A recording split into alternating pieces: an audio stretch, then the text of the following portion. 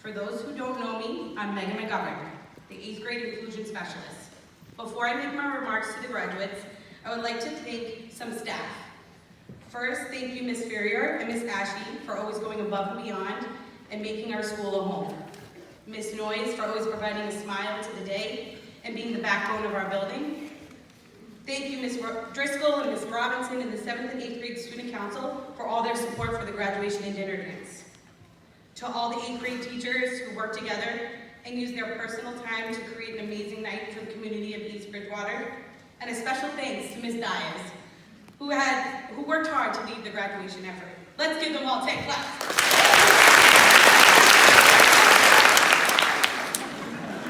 As I mentioned in my introduction, I'm an inclusion specialist at the junior senior high school. If you're scratching your head and wondering what that means, I'll tell you. I'm a special ed teacher who specializes in working in inclusion co-taught setting for all. I have the privilege to work with my classes for 2 years. As a special education teacher, I always worried about the stigma that my presence may bring to students in the classroom. If you don't know what stigma means, I will also tell you. It means the feeling of shame I can bring to a student by being in their class. Sorry if I'm over-explaining, but as I said, I'm a special ed teacher. This 8th grade class helped me shatter the stigma and pushed me to spread my wings as an educator. In September of 7th grade, you came barreling into the high school full of energy, fear, and humor. The 7th grade family welcomed you with open arms. We started our year at the YMCA, and you encouraged me to go on the zip line. Who remembers that? We went up and down, screaming. Y'all made it look real easy. Then we went on to Africa with Mr. Parks and Mr. Horgan's awesome projects. We had Murphy, the mama trainer, then Miss Sarson's enrichment projects. We were all sprawled across the ground, drawing the organs of your body.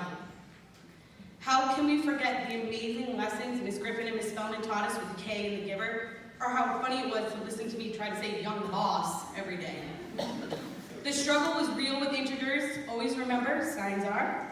The McRiz combo was one to be remembered, and Miss Driscoll's team building activities were always a blast. We ended the year going to the aquarium in the Faneuil Hall. In case you were wondering, you do still need to tell a 7th grade boy not to chase birds and look both ways before crossing the road.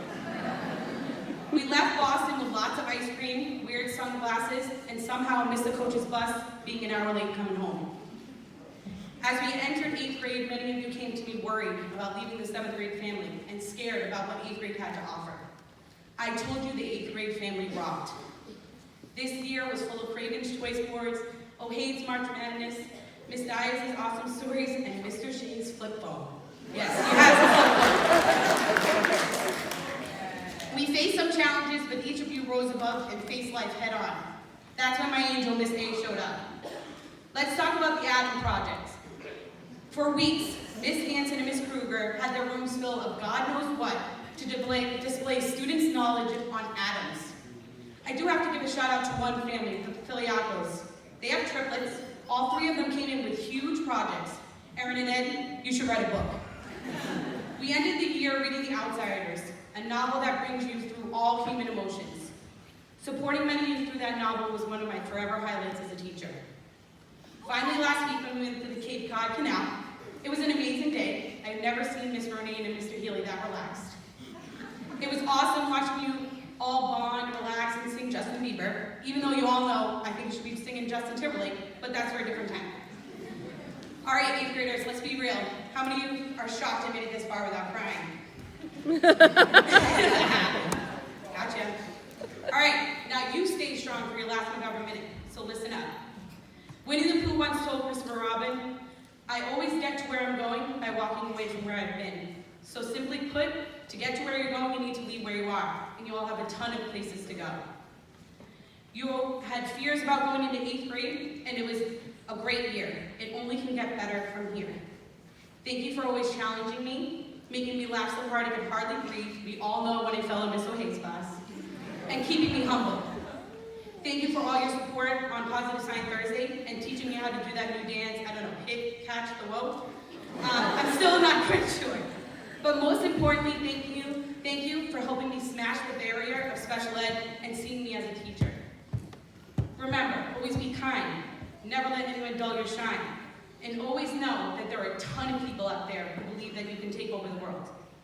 Hopefully I did for you what you did for me, and you're ready to spread your wings. Now, for my Oprah moment. 8th graders, look under your chairs. It is not a car. It's not a car, Pete.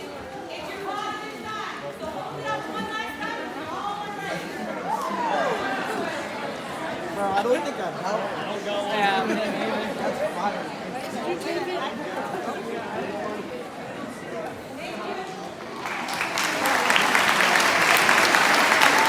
That's my positive side.